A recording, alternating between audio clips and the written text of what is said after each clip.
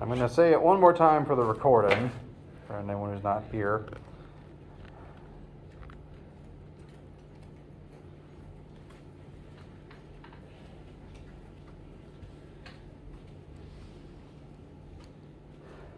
Hello, official announcement.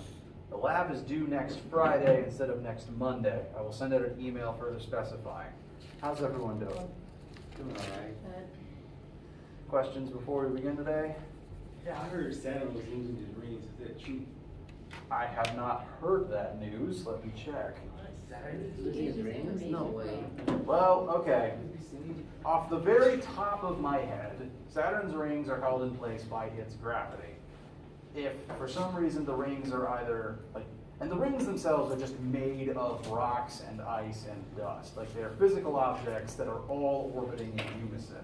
Kind of like the asteroid belt that our solar system has between the Earth and Mars. That asteroid belt is kind of like the sun's ring. It's just very far away from the sun itself. So Saturn's rings is just a bunch of debris orbiting it in unison in a flat disk. And if those pieces of physical debris slow down, or if I need to slow down apparently. If those pieces of debris slow down, they will eventually fall into Saturn. They'll slow down, they'll fall to Saturn, and they'll burn up on entry. If those pieces of debris speed up, they'll eventually drift away from Saturn. If those pieces of debris are mostly ice and they heat up, they will vaporize and just not exist. Because I do believe they're mostly made of ice, like most comets are. So that's what I can think of off the top of my head. Let me double check what the world says about it real quick.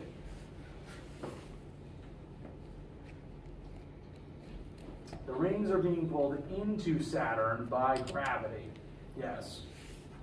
So the physical rocks that make up the rings are falling towards Saturn's surface. Obviously, once they have fallen, they won't be rings anymore, but as they enter Saturn's atmosphere, they will burn up and all of the ice in them will simply evaporate, making the gas giant even more gassy and steamy. So, yes, it appears as though its gravity is too strong for its rings, but also too weak for its moon, because its moon is apparently drifting away from it as this is happening. So does that mean Jupiter's like losing his like mass? No. Well, for one, this is Saturn. Oh, Saturn, yeah. Jupiter, I don't know anything about its current status besides just the storm that is the red eye on the planet just is still raging. Saturn itself, I don't think that Saturn's gravity is decreasing. I suppose that's not impossible because Saturn is a gas giant, which is to say that if you look at the planet of Saturn and you think, all right, I see, that'll come up later. Saturn is a gas giant, which means that when you look at this and you think, okay, I can land on the surface of this endless wasteland. No, that's not surface. That is a cloud of gas. What you're seeing there is atmosphere. It's just really thick and stormy.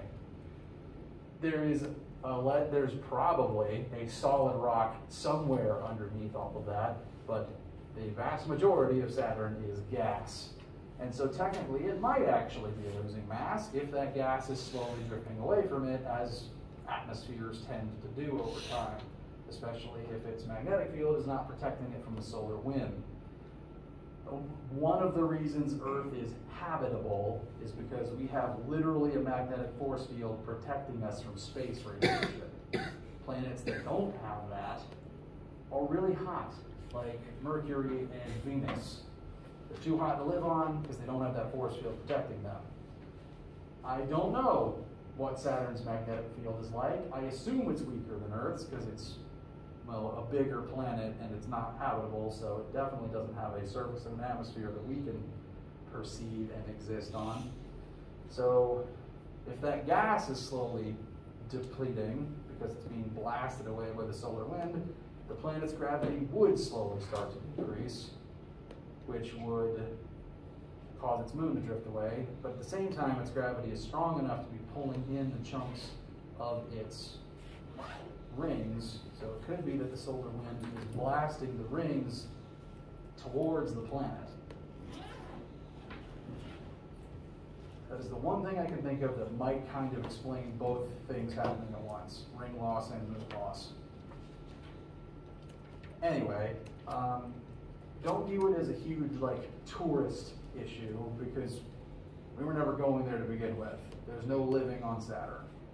There could have been living on its moon, but I think usually if we think about conversations of colonizing other rocks in the solar system come up, we tend to talk about one of Jupiter's moons, Titan, because it's literally Earth-sized.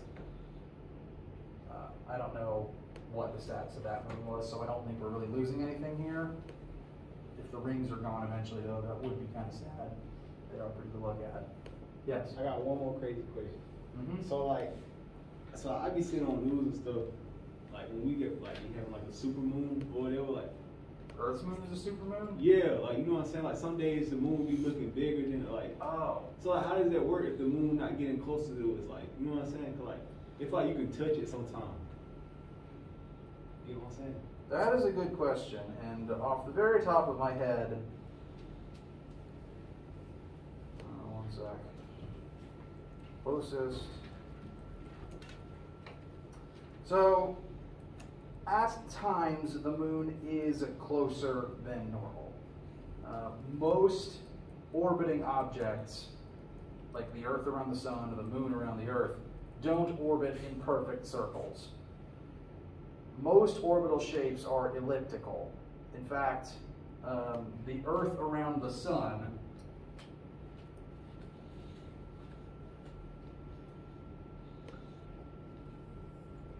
our orbit around the Sun looks a little more like this. It's oval shaped, and we are very distinctly closer for part of the year. Ironically, for the northern hemisphere, this part of the year is our winter. It's summer for the southern hemisphere, though. Anyway, our proximity to the Sun is not a huge issue for temperature on the surface. I bring this up just to point out that at any given point, you could be closer or further away from the thing you're orbiting. That's true for the moon, too. It naturally does drift further and closer away depending on where in its ellipse it is. Additionally, when you see the moon, you are not actually gazing directly at the rock. What you're seeing is light that came from the moon, and that light will enter Earth's atmosphere. When that light enters the atmosphere, it's going to start diffracting, and in some way it gets weaker. The atmosphere is what protects Earth. The atmosphere and the magnetic field is what protects Earth from the sun's light. If we didn't have an atmosphere, the sun would literally be a laser blasting Earth's surface all the time. The atmosphere is literally a cloud that diffuses the light and the heat all over the day side of the planet. That's true for moonlight too. Literally, the atmosphere diffuses it across the entire night sky, which is why if it's a full moon out, the whole sky seems relatively bright. It's not just the one laser beam from the rock directly into your eyes. And sometimes, depending on weird atmospheric effects, literally depending on the weather, the atmosphere can act as a magnifying glass to make it look bigger. Not always, but rarely. So sometimes it is closer, sometimes the atmosphere acts as a magnifying glass.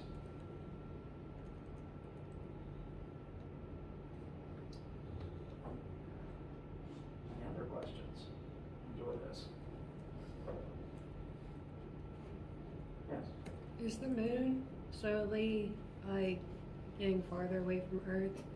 I think so. I think that in the argument of either is it getting closer or is it getting further away, I think it is technically getting further away. I can check that real quick, because that's not a fact I'm super well versed on.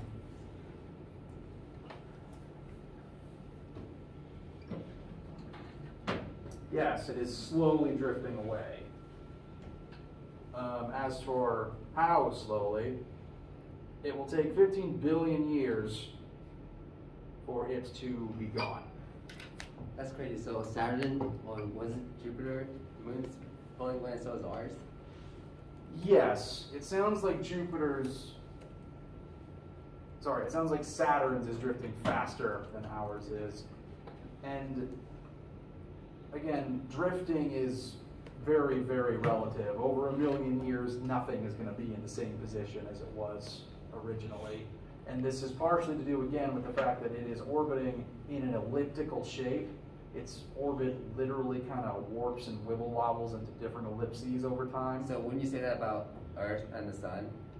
Yes, it's entirely possible. The Earth might change, well, it already changes its distance, and that ellipse might further change shape over time. Might. I mean, we haven't been recording data long enough to know for absolute certain, but our calculations seem to indicate so.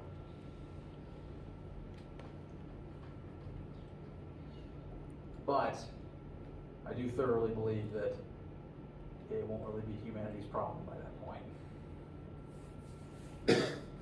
Bless you.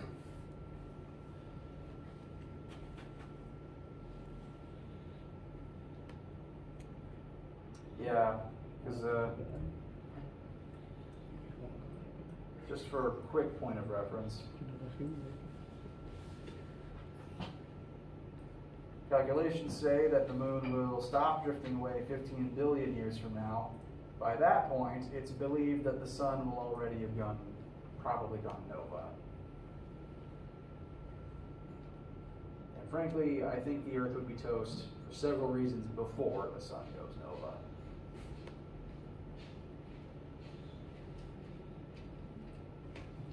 Any other questions?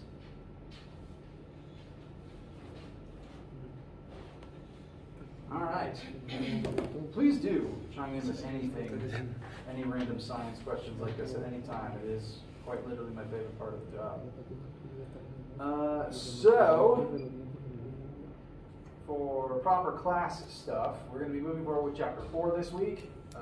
Chapter 4 is the last of the new material before Test 1. We'll spend this and next week doing Chapter 4 and then reviewing for the test, which will be the week after next. Chapter 4 is, we started looking at it at least, about rotation. We're going to take all the logic we've already learned about moving in straight lines and instead apply it to spinning things instead. As an example, let's look at this bike tire, which I'm continuously going to use over the period of these next few weeks.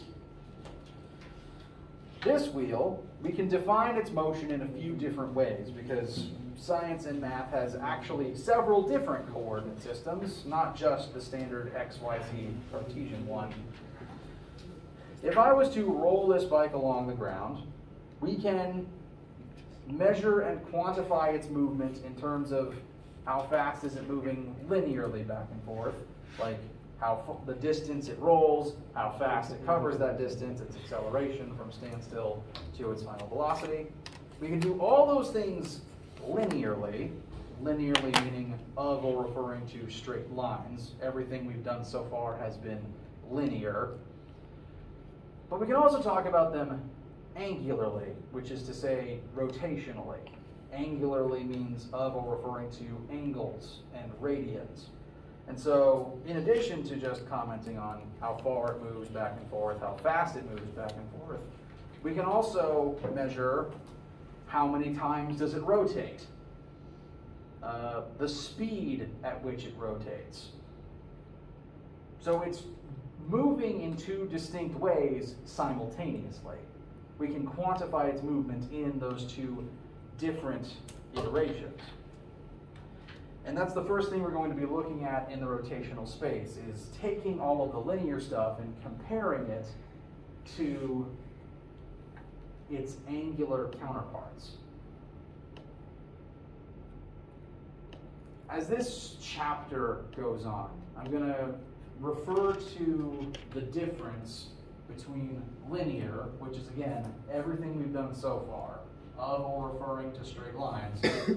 As I compare linear to angular, the rotational stuff, I'm going to kind of treat these two different views as different, like, parallel universes.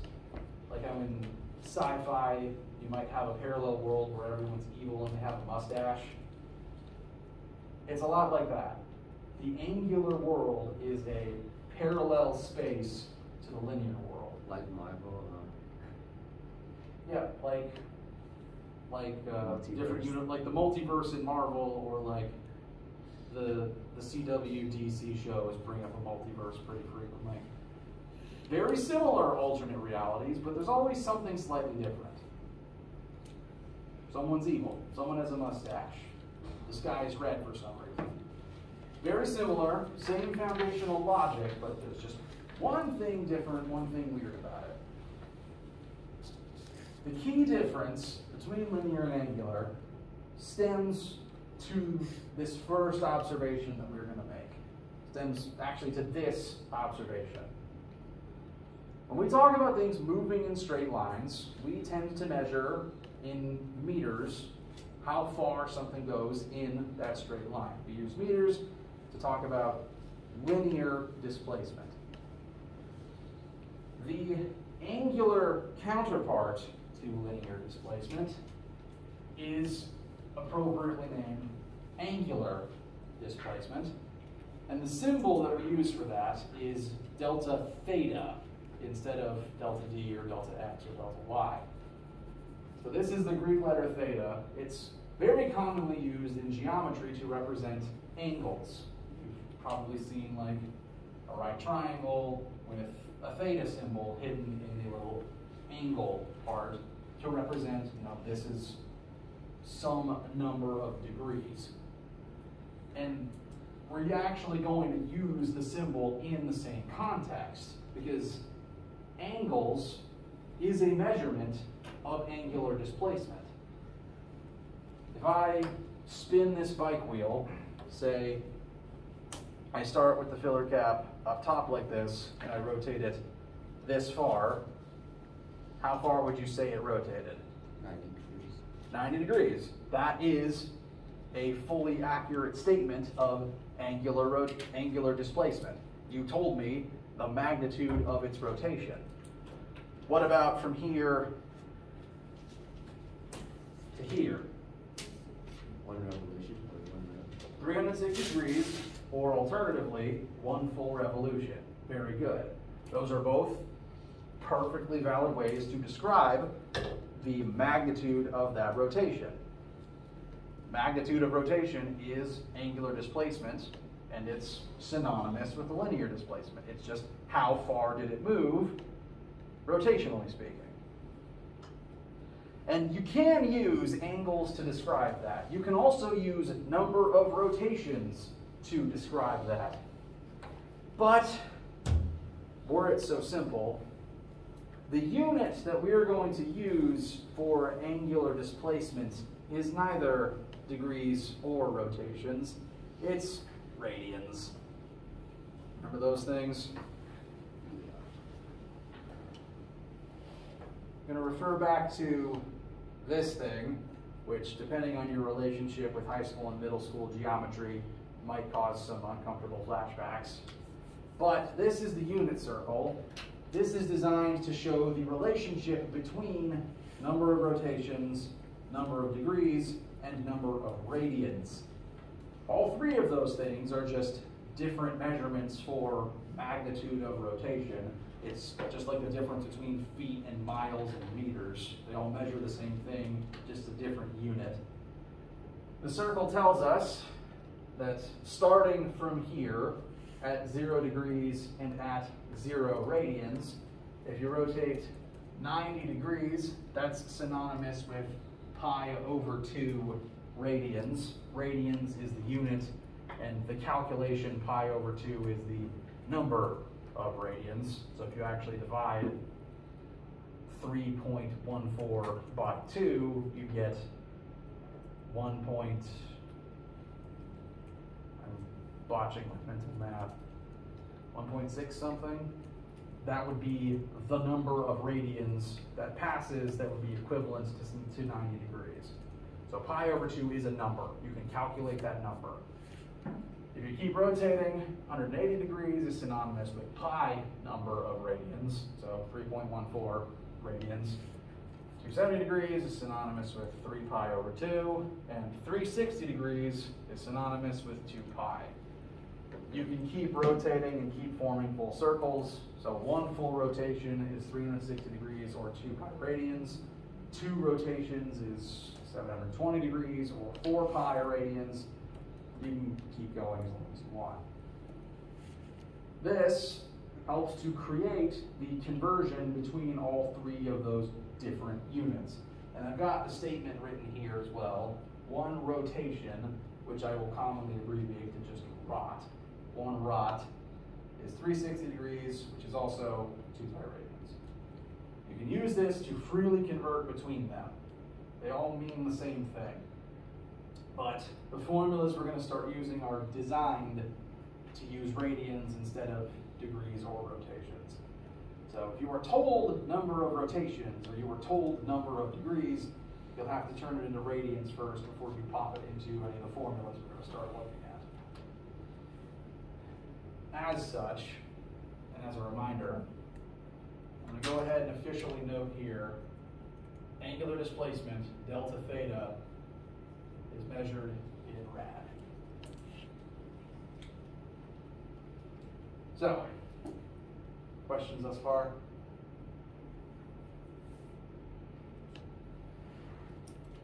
All right. Now, linear displacement is kind of the first thing we talked about and started measuring. It's just physically how far apart are 2 things. What were the next 2 things we talked about in this class? Stepping off from displacement down our chart variables. Acceleration, velocity. Very good. We'll list velocity first, followed by acceleration. Linearly, you can displace a distance, add a velocity, and measure how that velocity changed. You can do the same things angularly, because as you are spinning, you can measure how fast you're spinning, you can measure the rate of change of that rate of spin.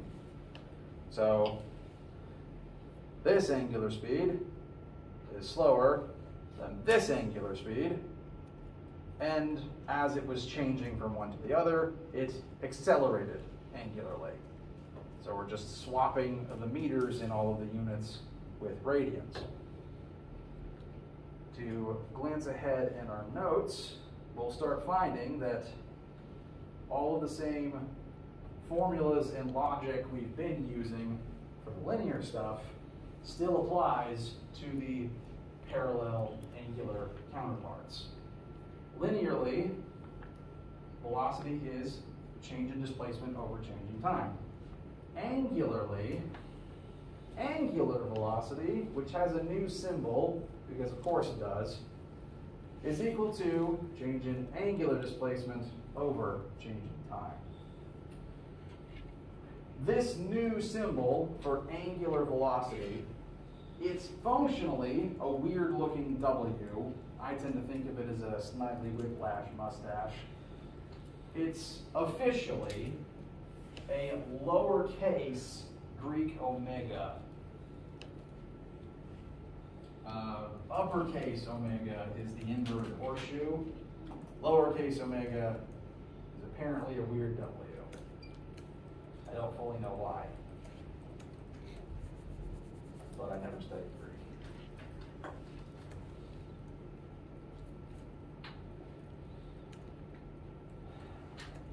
And keeping with the theme, as we end up swapping all of our meters for radians in the angular dimension, since to find angular velocity, we're dividing angular displacement over time, we're dividing radians by seconds. So the measurement for angular velocity is radians per second instead of meters per second. But you see how all the patterns and logic and formulas are still tracking from one world to the other. That pattern will continue as we begin revisiting linear counterparts. I will just tell you what the angular version is and what its new symbol is. Because basically everything we've talked about so far has been linear and therefore has an angular counterpart with a different symbol and measured in radians something instead of meters something. Continuing on, the next linear angular pair is that of acceleration. And this is a new symbol. It's just very similar to the old symbol. Linear acceleration is a lowercase English a, which we find by dividing change in linear velocity by change in time.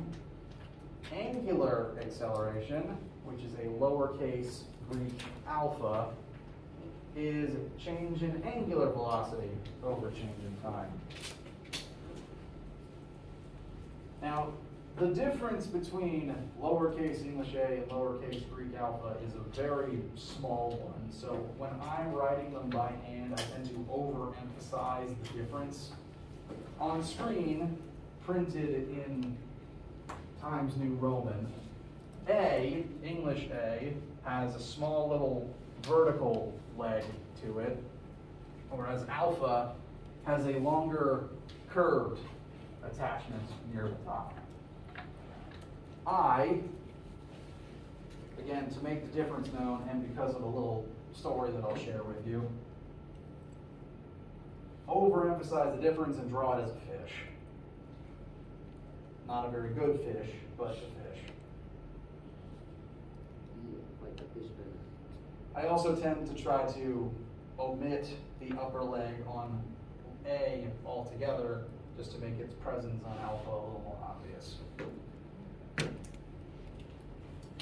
And the reason I call it fish, besides just the fact that it kind of looks like a fish, is I think, again, I'm not a Greek scholar or an official theologian, so this is all third-hand information, but I think that the Greek lowercase alpha is the symbol that became the Jesus fish. Because I believe this is the version I was told, the two symbols that were used on like the signs for Greek churches in the post-crucifixion days was the Greek letter chi, which was short for Christ, and this symbol, lowercase alpha, probably in reference to alpha and omega, and it just happened to look like a fish. And because of fish symbolism within the Bible itself, the fish symbol now became a new church-affiliated sign. So, as far as I'm concerned, it is actually a fish. And so I will probably refer to it as fish. So, in reference to this column of variables, it is entirely valid to refer to them as either theta, omega, or alpha, and alternatively, theta, W, and fish.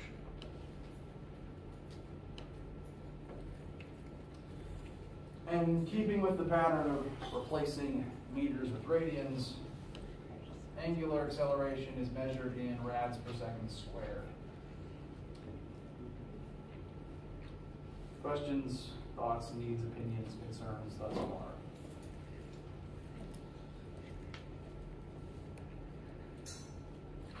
All right.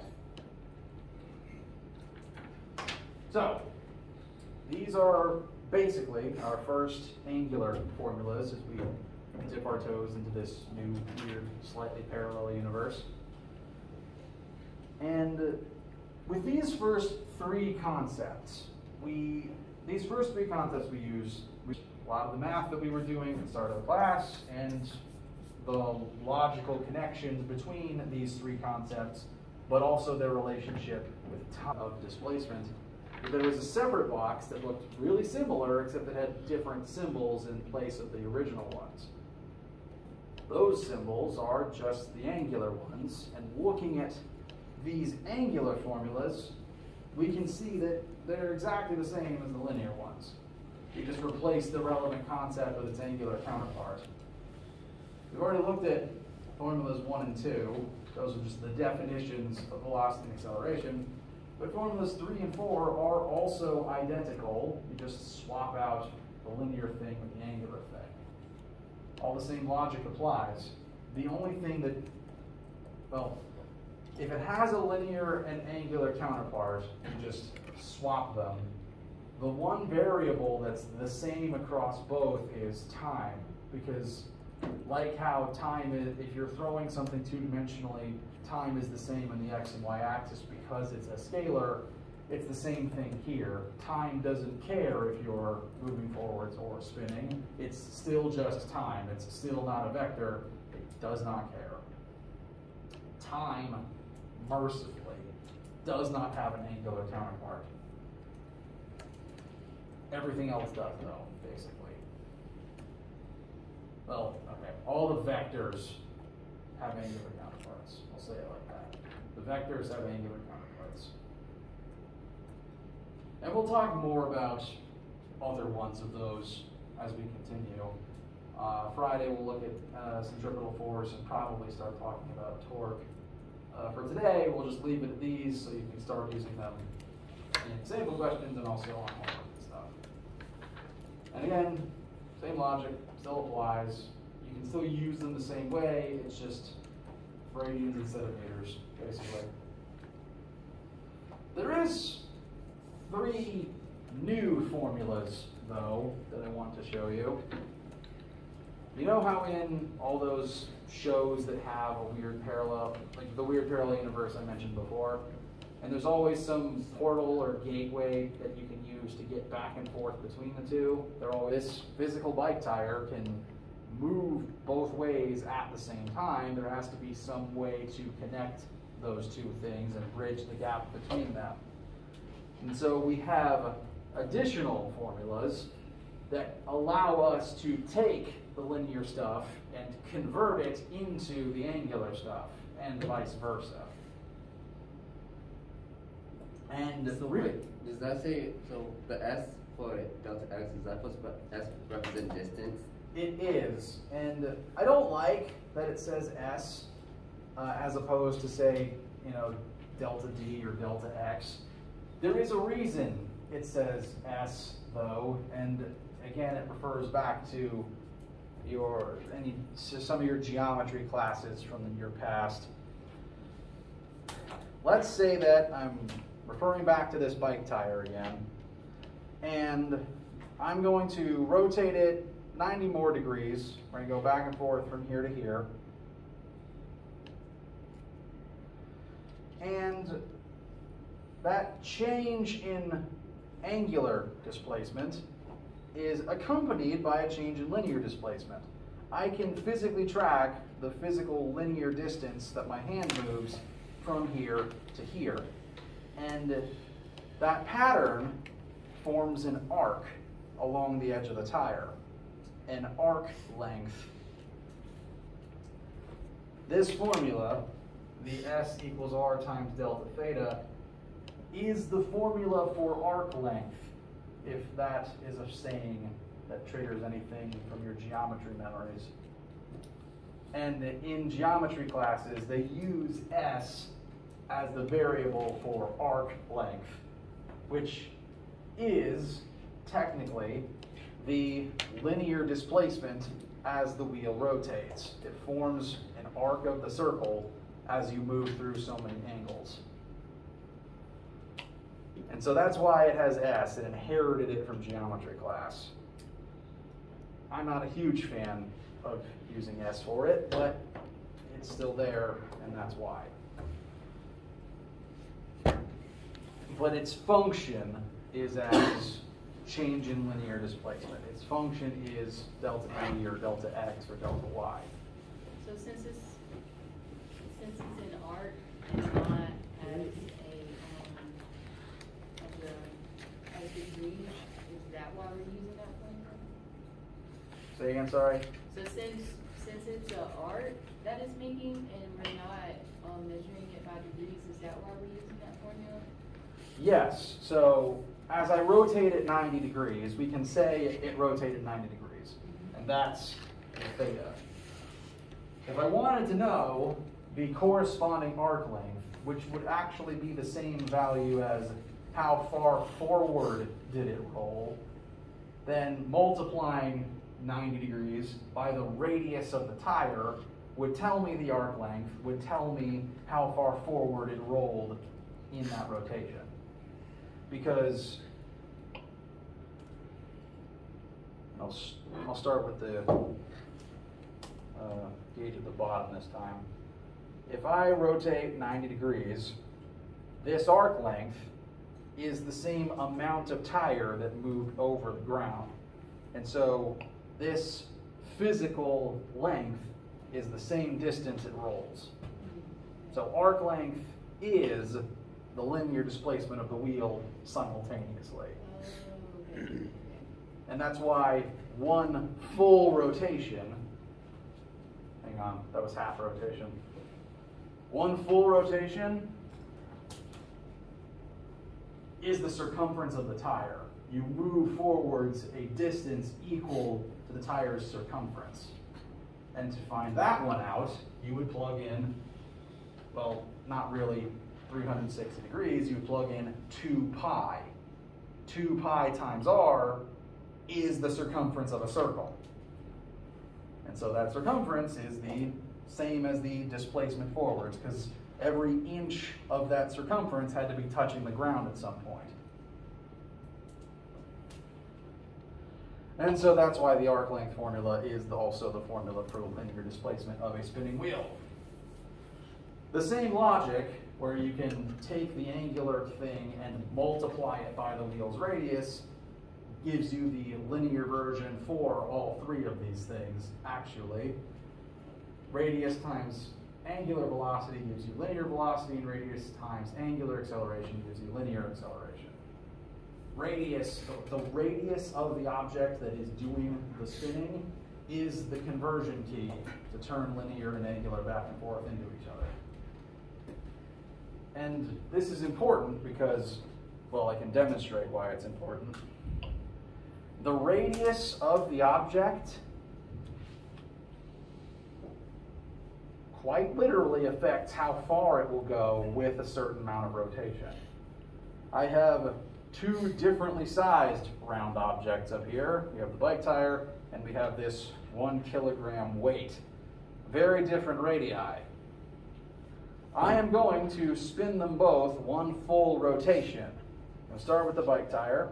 I'm going to line it up with the air gauge here, where I have put my projector remote, and I'm going to go through one full rotation, which would put it here.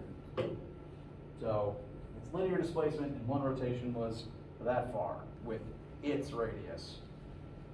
And now I'm going to take this thing, and I'm going to indicate a full rotation has passed using the slit in the bottom. So we're going to start here with the slit pointing down, starting from the same point, rolling forwards for one full rotation, and that's it.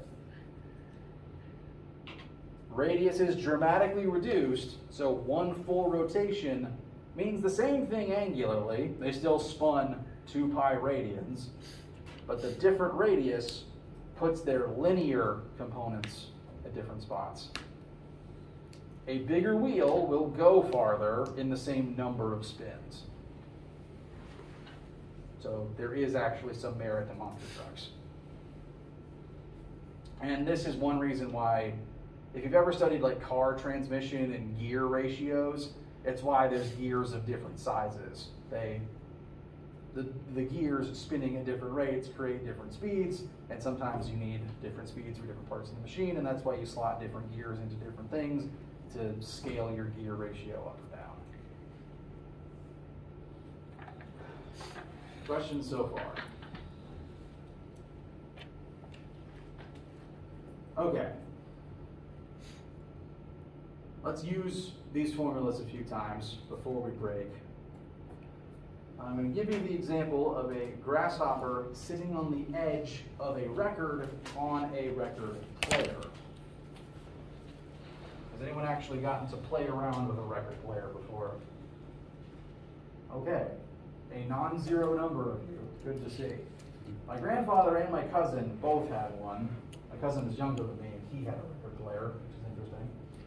Anyway, it was a neat little machine, and when you put a record on it, you can actually choose the speed at which it spins at. You can set it basically to high, medium, or low. The normal speed creates the sound you'd expect of the song, but you can literally make it play faster or slower to turn every single record into one sung by Alvin and the Chipmunks, which I'm pretty sure is literally where the idea for that band came from. I have drawn here a very poor representation of a record. We know its radius, 20 centimeters. We do want radius, not diameter. So radius of 20 centimeters, and my poorly drawn grasshopper is sitting right at the edge. This disc will go onto the player, and it's going to eventually begin spinning. Bless you.